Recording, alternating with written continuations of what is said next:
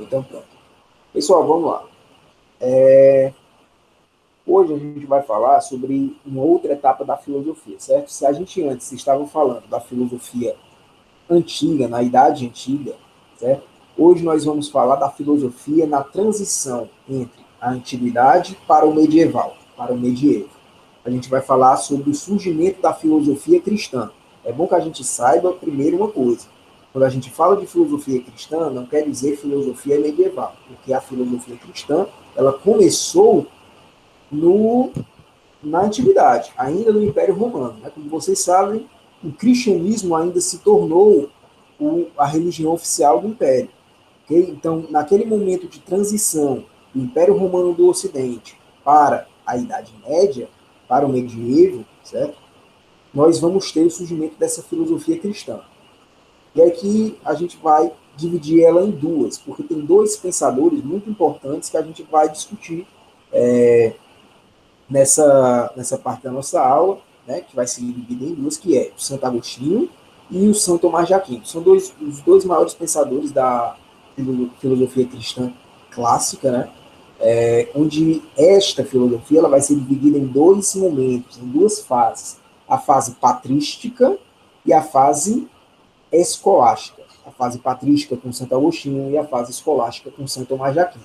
E a gente vai ver todo um fundamento filosófico criado por esses dois pensadores, que também são santificados, né, para sistematizar o pensamento da filosofia cristã. E detalhe, eles vão ser responsáveis, pessoal, por fundamentar, consolidar toda uma doutrina religiosa do cristianismo para a Igreja Católica. Lembrando, nós temos no cristianismo não só o catolicismo, nós temos a Igreja Ortodoxa, né, que se separou, vocês estudaram isso, né, que se separou no cisma do Oriente, e vai dar origem a uma outra igreja ortodoxa, a Igreja Ortodoxa, que fica naquela parte da Rússia ali, do Império naquela época era o Império Bizantino, enfim.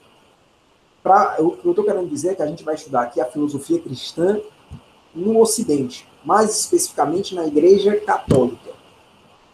Pode falar do catolicismo. E essa filosofia cristã ela vai basear também a doutrina desse cristianismo inicial, antes de haver essa divisão do catolicismo. Enfim, só uma breve introdução. Pessoal, é o seguinte. Então vamos lá. Vocês estão vendo o slide direitinho, né? Respondam. Ora. Estão vendo o slide direitinho, né? Ora que eu Sim. tô. Ah, pronto. Então é o seguinte, pessoal. É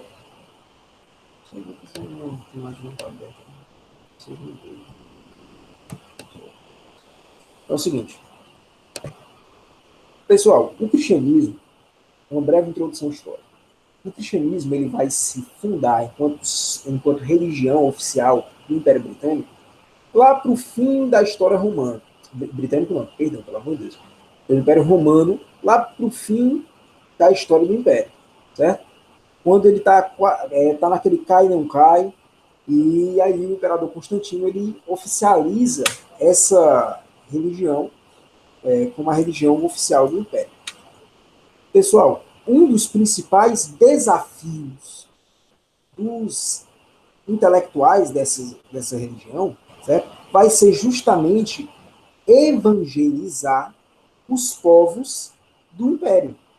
Só para a gente lembrar, esses povos eles tinham uma cultura totalmente diferente da cultura cristã. A cultura cristã ela estava se formando, tinha ganho muitos adeptos, né? Mas ainda havia uma cultura chamada uma cultura pagã, muito influenciada pelos valores greco-romanos, certo? Ali do começo da civilização romana e da Grécia Antiga, que era toda uma cultura baseada no pensamento filosófico aristotélico, platônico, socrático, todos esses filósofos que nós estudamos nas nossas aulas anteriores. Então, havia uma cultura diferente da cultura cristã, da filosofia cristã. Essa cultura, para os cristãos, era chamada de cultura pagã. Cultura pagã porque não se filiava aos dogmas cristãos, porque valorizavam muito mais os valores mundanos, né? Então, tudo que não fazia parte da cultura cristã se tornou pagão, né? Então, era uma forma de se estigmatizar, ou então, pelo menos, de definir tudo aquilo que não era cristão. Então, pessoal, nós vamos ter origem, quando o cristianismo se torna uma religião oficial do Império, nós vamos ter origem à primeira fase do nós vamos ter origem à primeira fase da filosofia cristã, que é a fase patrística. Patrística vem de padre, ok? Por quê? Porque foi nessa fase, vocês podem ver no slide, que houve uma tentativa dos padres, né, membros da igreja, de evangelizar os pagãos que tinham cultura greco-romana, uma cultura diferente, valores diferentes, pensamentos diferentes, certo? Então, neste primeiro momento, você vai ter um processo de evangelização, ou pelo menos uma tentativa de evangelização. E esses padres, eles estavam responsáveis por sistematizar e organizar o pensamento cristão, a filosofia cristã que iria fundamentar todo um dogma da Igreja Católica, certo? Então, eles eram responsáveis por essa missão. Só, pessoal, que para isso, para que eles pudessem evangelizar essa galera de cultura diferente, eles perceberam que havia um entrave, havia um obstáculo a essa evangelização. O maior obstáculo era a cultura greco-romana. Só para a gente lembrar, essa cultura greco-romana, ela valorizava muito mais o que? A razão, pessoal. Lembram de quando a gente estava discutindo os filósofos da antiguidade, desde Sócrates, né? Eles valorizavam muito mais o que? A razão. O mito, a questão da mitologia perdeu espaço para o pensamento racional da filosofia. Então, todo um apego à forma de pensar racional era valorizada, né? Estava em voga e era valorizada por essas pessoas pagãs. Então, a cultura greco-romana que o slide está falando, ela é uma cultura onde você tem um apreço, você tem um apego muito mais ao pensamento racional para explicar o mundo. E o que os filósofos, o que os padres cristãos estavam querendo? Eles estavam querendo evangelizar a galera, dizendo que agora todas as verdades viriam de Deus. Todas as verdades viriam da graça divina. Todas as verdades viriam de um ser superior ao ser humano. Então, eram várias ideias cristãs que não faziam sentido para essas pessoas de cultura diferente. Porque como é que você vai dizer que a verdade vem da fé se essas pessoas cultuam, essas pessoas preferem muito mais interpretar o mundo através da razão, através do pensamento racional, que foi defendido desde Sócrates, desde antes de Sócrates, na verdade. Entenderam essa parte? Entenderam essa parte histórica? Responda aí, por favor, no chat ou pelo microfone. Hein? Vamos lá, responda.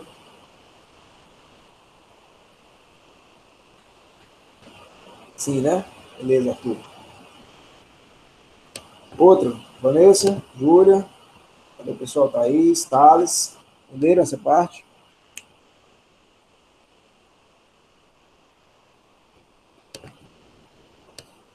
Beleza. Estou dizendo aí quando eu pergunto, rapaz. Vamos lá. Vitória, não entendeu? Pois vamos lá. Os padres, então, eles estavam tentando evangelizar, convencer as pessoas de que os valores cristãos, a filosofia cristã era certa. E o que a filosofia cristã dizia? Basicamente dizia que todas as verdades agora, elas não viriam da razão, mas elas viriam sim da fé. A fé era preponderante sobre a razão. E para as pessoas que estavam escutando isso e que tinham uma cultura diferente, a cultura greco-romana, essas pessoas não entendiam e não aceitavam isso, porque elas estavam muito mais convencidas desde a antiguidade a acreditar que as verdades só vêm da razão humana. A gente só pode chegar às verdades por meio do pensamento racional. Então, como é que você está querendo que eles se convencessem de que a fé resolveria todos os problemas humanos ou que a fé daria todas as respostas às dúvidas humanas? Ok? Entendeu? Me fala aí se tu entendeu, por favor. Eu vou continuar aqui. Se a gente vai entender, eu explico de novo. Então, pessoal, beleza, massa. Então, quais eram esses dogmas cristãos que os padres estavam querendo impor? Não sei, mas estavam querendo evangelizar os povos de cultura pagã. Vamos lá. Primeiro, a ideia de criação do mundo por uma entidade superior. Ou seja, a ideia de que Deus criou o mundo em 7 dias, o sétimo ele tirou para descansar. Essa ideia da criação do mundo por um ente superior, ela não convencia as pessoas de cultura pagã. Por quê? Rapaz, como é que eu vou provar que existe essa entidade superior se eu não consigo vê-la? Se eu não consigo conversar com ela? Se eu não consigo ter acesso a ela visivelmente? Eu não consigo ter acesso pela minha razão, pela capacidade de raciocinar, eu não consigo descobrir e comprovar isso, certo? Um outro dogma, pois é, Julia, é uma cultura mais tradicional, né? Que a gente vai falar muito coisas que vocês é, passaram com a família de vocês. Lembrando que eu não estou querendo desmistificar religião nenhuma, viu? Lembrando isso. Então, pessoal, a outra ideia era o pecado original. A questão do pecado original fala sobre a inferioridade humana perante a Deus. De dizer que, mesmo nós, seres humanos, sendo criados à imagem e semelhança de Deus, nós somos inferiores a ele. Para os filósofos da antiguidade e para a cultura greco-romana, o ser humano ele não era inferior aos deuses, né? Eles eram, na verdade, diferentes. Eles muitas vezes concorriam com os deuses na interpretação do mundo, na dominação do mundo. Ok? Então, essa questão da inferioridade humana, para os greco-romanos, para a cultura greco-romana, aceitar isso era difícil. E, além disso, você tinha o próprio significado de dogma. O que é um dogma, pessoal? Pessoal, dogma é uma verdade que não pode ser contestada. É uma verdade que não pode ser contestada. Ok? Ou seja, a criação do mundo por Deus, o pecado original, a inferioridade humana perante a Deus, elas não poderiam ser, eram ideias que não poderiam ser contestadas. Mas para os filósofos da antiguidade, toda verdade ela pode ser contestada, até porque nós temos que contestar as verdades para chegar até uma verdade confiável. Né? E se a gente não puder contestar os dogmas, como é que nós vamos saber se eles são verdadeiros ou não? Então, tudo isso daí, pessoal, dificultava a evangelização desses povos pagãos pela Igreja Católica. Okay? Então, qual foi a saída?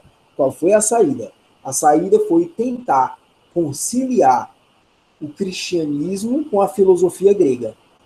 A tentativa foi conciliar a fé com a razão, mesclar, fazer uma mescla, dizer que a razão não era incompatível com a fé, certo?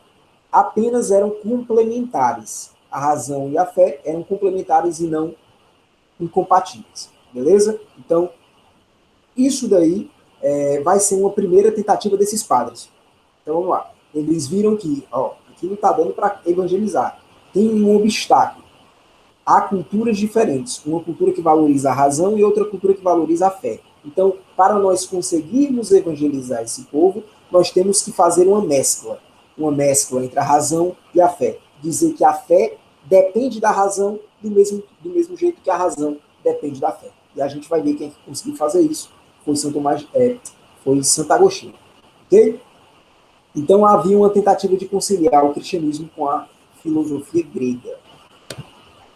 Então, pessoal, muitos filósofos cristãos dessa primeira fase da patrística, a exemplo do Santo Agostinho, vai se preocupar em fazer uma releitura da filosofia grega, procurando o quê? Adaptar alguns princípios da filosofia grega para a filosofia cristã. Tanto é que o Santo Agostinho ele vai ler muito Platão, e os filósofos da época, né, e os estudiosos da filosofia hoje, vão dizer que o Santo Agostinho cristianizou o Platão, ou seja, se apropriou do pensamento de Platão para fazer a filosofia cristã. Okay? Ele apenas adaptou as teorias do Platão à filosofia cristã para dar essa ideia de mescla entre a razão e a fé, a fim de, com o objetivo de cristianizar, evangelizar os povos pagãos, certo? E o pensamento do Santo Agostinho, então, vai dizer o seguinte, pessoal.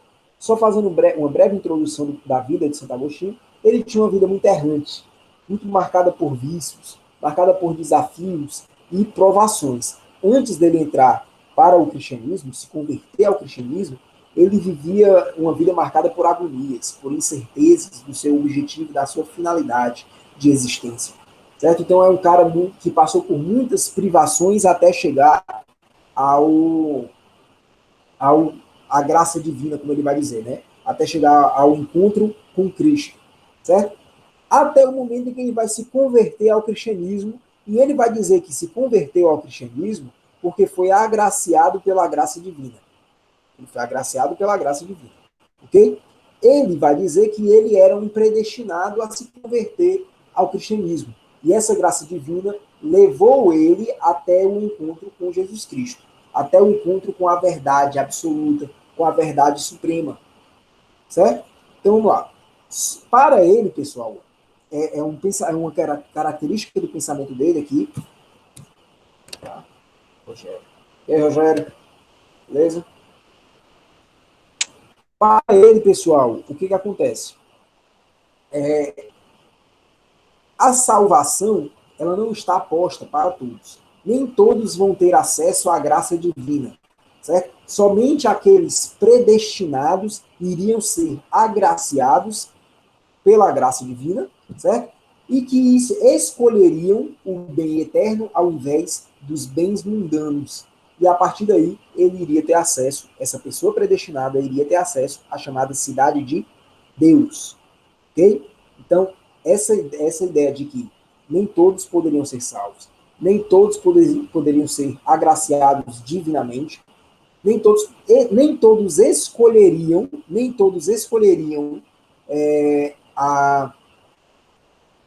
o mundo da salvação, né? Os bens eternos, ou seja, a vontade de Deus, ao invés da vontade terrena, dos prazeres mundanos, nem todos iriam se salvar, então. Nem todos iriam ser transportados para a cidade de Deus. É isso que ele quer dizer, certo? Logo, pessoal, o Santo Agostinho, ele vai, como ele lê muito Platão, como ele leu muito Platão, ele vai conseguir fazer essa mescla entre a razão e a fé. E ele vai dizer o seguinte, olha, pessoal, razão e fé não são incompatíveis. Na verdade, a razão vai auxiliar e reforçar as verdades da fé. Certo? Ele vai dizer que as verdades da fé elas vão ser auxiliadas pela razão, porque tudo que a fé diz tem sentido a partir das escrituras sagradas. Tudo que está nas escrituras sagradas, você consegue ter um sentido por trás. Okay? Você consegue ter uma lógica por trás da filosofia cristã. E essa lógica, ela tem que ser percebida pela razão. Então, a razão, pessoal, ela vai ajudar a eu, que leio as escrituras sagradas, a encontrar as verdades da fé. Entenderam essa parte? É um pouco confusa, é um pouco abstrata, mas eu quero saber se vocês entenderam essa parte.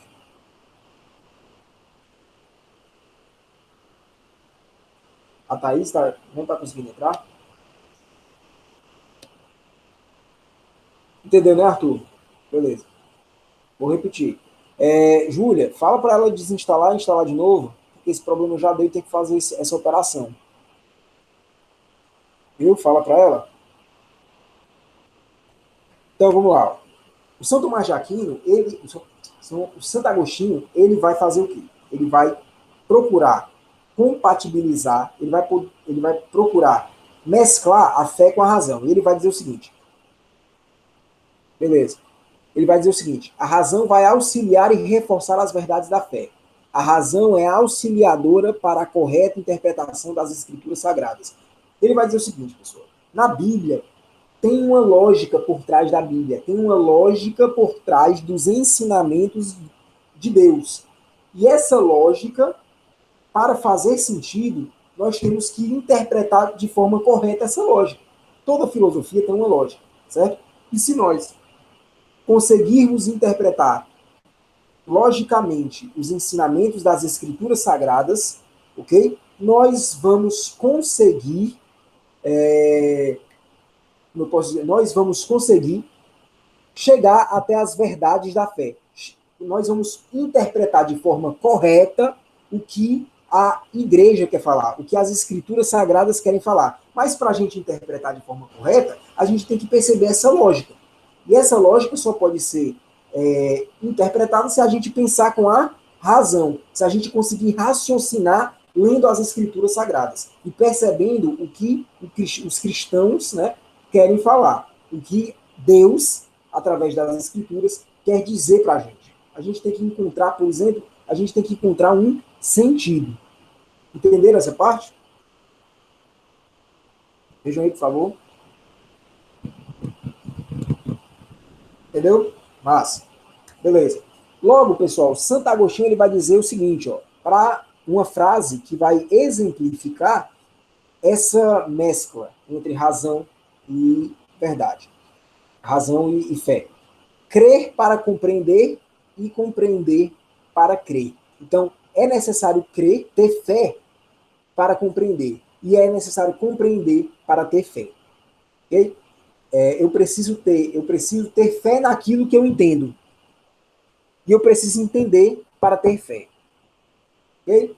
Essa é uma das grandes missões do Santo Agostinho.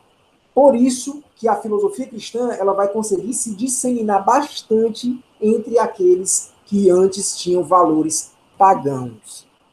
Vamos lá. Uma outra, agora entrando de fato no pensamento de Santo Agostinho, ele vai teorizar, ele vai pensar sobre diversas ideias, diversos temas, ok? Alguns dos temas que nós vamos discutir aqui, vai ser sobre a origem do mal. Pessoal, qual a origem do mal? Ele vai perguntar isso, ele vai tentar entender isso. Qual a origem do mal? Qual a causa do mal? Me digam aí. Qual a causa do mal? Para vocês.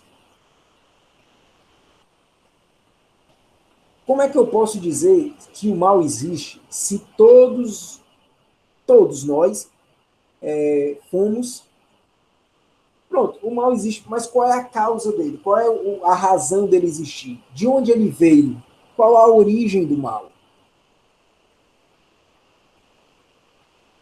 Digam aí. Porque é o seguinte, pessoal.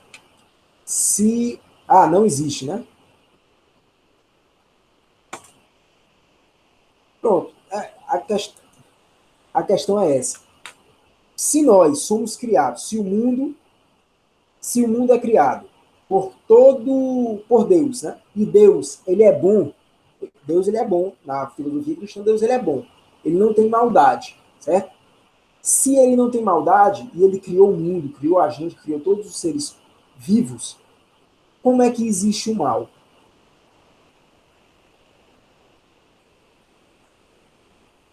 Né? Tudo é relativo, né, gente? Pois é, mas para esses filósofos cristãos, eles chegaram nesse impasse. Rapaz, como é que pode existir o mal se Deus...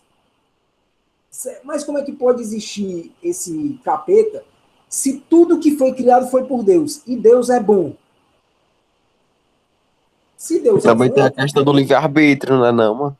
Exato. Olha aí, cara. O cara que soube ler o slide. Exatamente, Arthur. Exatamente. Viu? A questão é do livre-arbítrio. Eles vão achar uma resposta no livre-arbítrio do ser humano. Porque o Tales falou, eles são influenciados por um ser, né? Um ser que existe e que fica tentando o ser humano. Mas como é que esse ser existe, pessoal? Se tudo foi criado por Deus. Então Deus vai criar uma pessoa, um ser mal? Para esses filósofos cristãos, não tinha sentido isso. Então, o mal, ele não existe enquanto ser personificado. Não existe um ser personificado mal, certo? Não existe. Existe o quê? Existe um desvio da vontade de Deus. Existe um desvio da vontade de Deus que vai caracterizar o surgimento do mal. Não existe a figura do mal. Existe um comportamento desviante que vai dar origem a comportamentos que são diferentes à vontade de Deus. Certo? Vamos lá. Qual a causa do mal? Os seres criados são naturalmente bons, já que são criados por Deus e Deus é bom. Aquilo que se afasta da cidade de Deus está sob a supremacia do mal. Okay? Se o mal não é produto da vontade do Criador, este é produto de outra vontade. Logo, pessoal, para os filósofos cristãos da fase patrística e no decorrer da filosofia cristã também, o mal ele não existe como um ser próprio, mas ele existe dentro de nós quando nós nos desviamos dessa vontade de Deus. E por que a gente consegue se desviar da vontade de Deus? Porque nós, de acordo com a filosofia cristã, nós temos um chamado livre-arbítrio, certo? Eu acho que, na verdade, espera aí, se o capeta gosta do mal, por que a gente iria ser punido se ele pode fazer, se por ele fazer uma coisa que ele gosta? Talvez não. Isso é uma reflexão, gostei da reflexão, gostei. E se existe o livre-arbítrio, o que seria o mal se a gente tem esse poder de escolher se vai ou não? Então, se a gente tem esse poder de escolher ou não, eu acho que a gente não deveria ser julgado por isso. Pois é, mas é que tá. A gente vai, presta atenção. Existe o mal, certo? O mal ele existe, mas ele não existe enquanto um ser na figura, por exemplo, do capeta, digamos assim. Ele não existe na figura de uma pessoa. O mal existe na gente. O mal existe na gente, certo? Como assim? Quando a gente se desvirtua do caminho de Deus por conta do nosso livre-arbítrio, aí a gente está no caminho do mal. A gente prefere escolher o mal, ou seja, valores mundanos, como luxúria, ambição, certo? Valores que vão gerar conflito, do que os valores do bem, que são os valores pregados por Jesus Cristo, pregados por Deus, os ensinamentos de Deus. Um exemplo muito grande, pessoal, é o exemplo de Adão e Eva. Adão e Eva cometeram um pecado original não por existir uma figura do mal, mas porque eles escolheram um caminho diferente do que Deus deu para ele, certo? Por conta do livre-arbítrio de Adão e Eva, eles escolheram um caminho que estava diferente ou desvirtuava das intenções de Deus, ok? Então, o mal, pessoal, ele surge quando nós escolhemos nos desvirtuar do caminho de Jesus Cristo, do caminho de Deus, ok? Então, o que é o mal e o que é o bem? Ora, o bem é tudo aquilo que está posto por Deus, é todo aquele caminho previsto por Deus. E o mal é todo aquele caminho que é diferente do caminho de Deus. Se Deus é bem, o mal não é o caminho de Deus. Entendeu essa parte?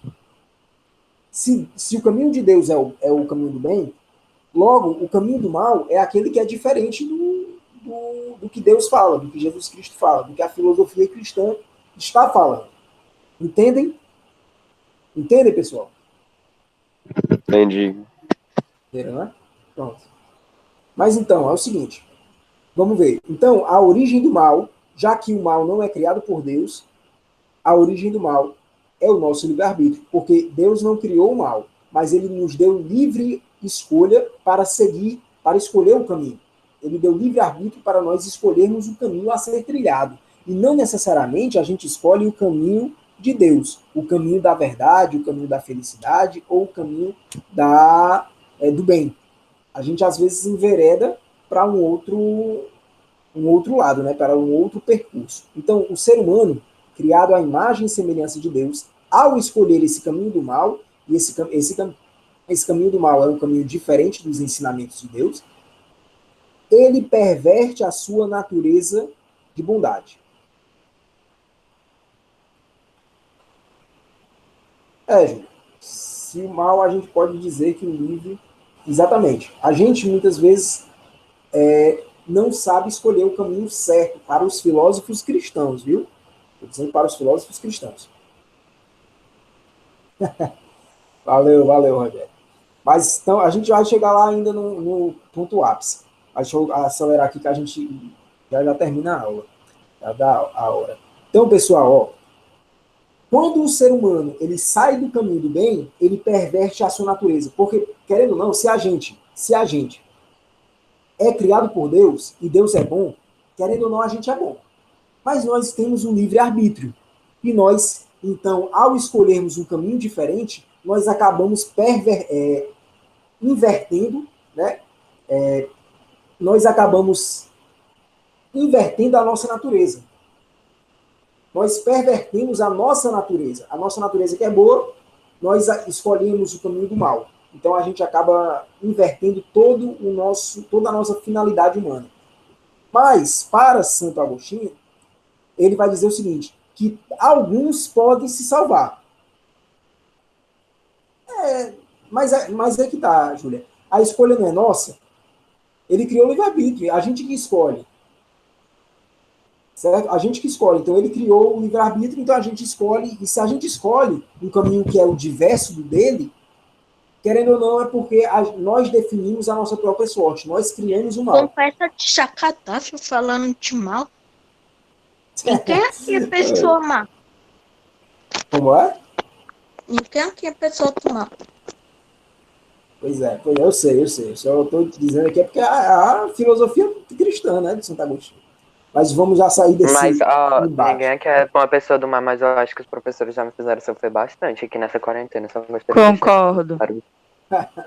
Olha aí, rapaz. Muro de lamentações aqui. Mas já vai dar certo. Vai piorar, que a gente vai voltar para as aulas sem entender nada e o professor lá tudo falando e a gente tudo boiando. Que nada, a gente vai rever com vocês. Se preocupe mais. Vai dar todo o reforço possível. Coisa boa. Exatamente, Roberto. É mais ou menos isso. Ó, vamos lá. Então é o seguinte, pessoal.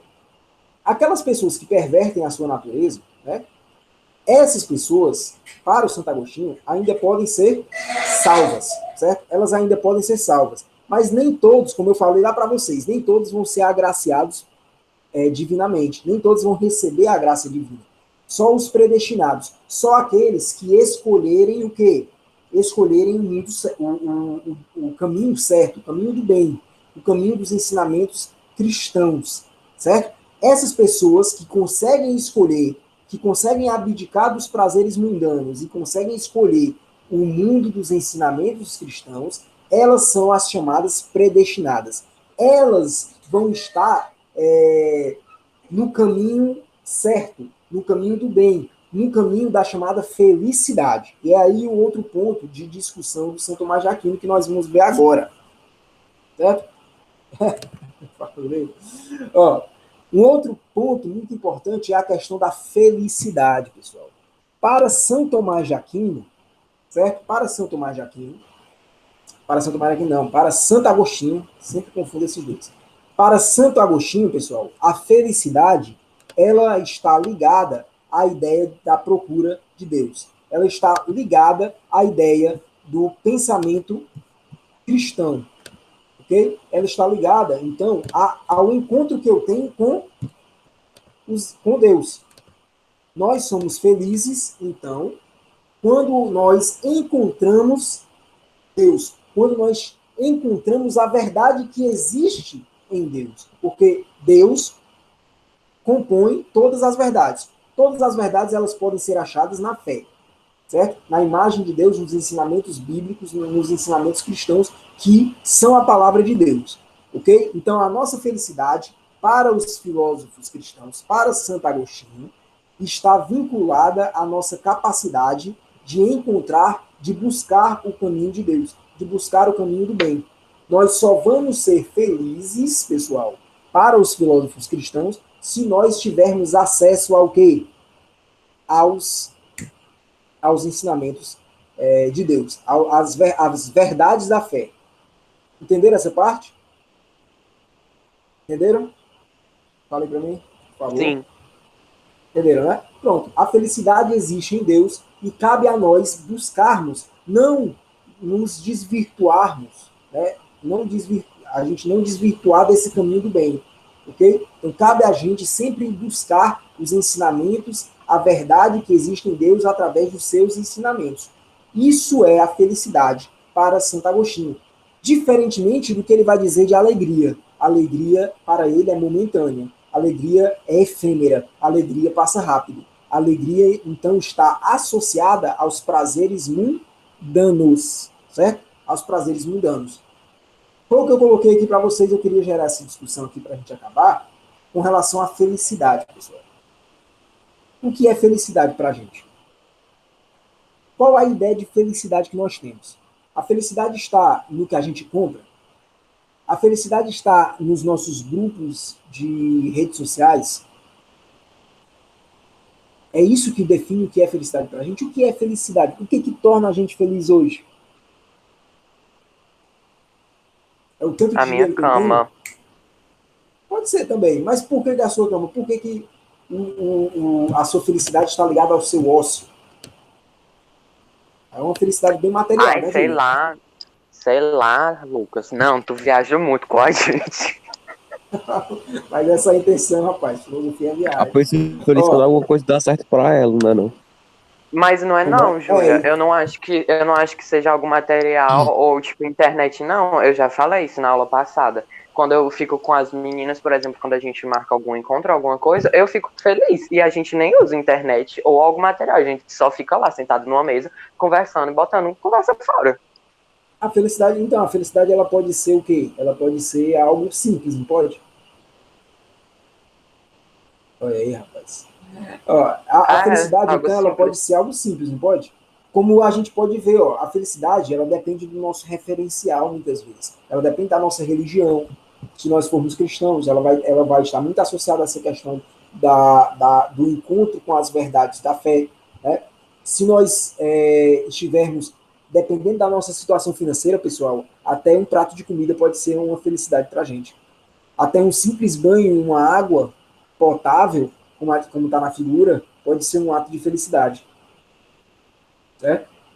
Eu acredito que a gente tem que... É porque é o seguinte, a gente tem que valorizar a fé, a felicidade nas pequenas coisas.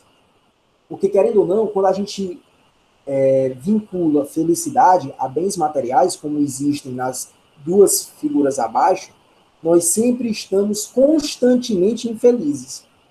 Se a gente vincula nossa felicidade ao que eu tenho de material, nós sempre estamos constantemente infelizes, porque sempre vai ter uma coisa que eu vou precisar ter para ser feliz. Mas todo mundo precisa de alguma coisa ou alguém pra ser feliz.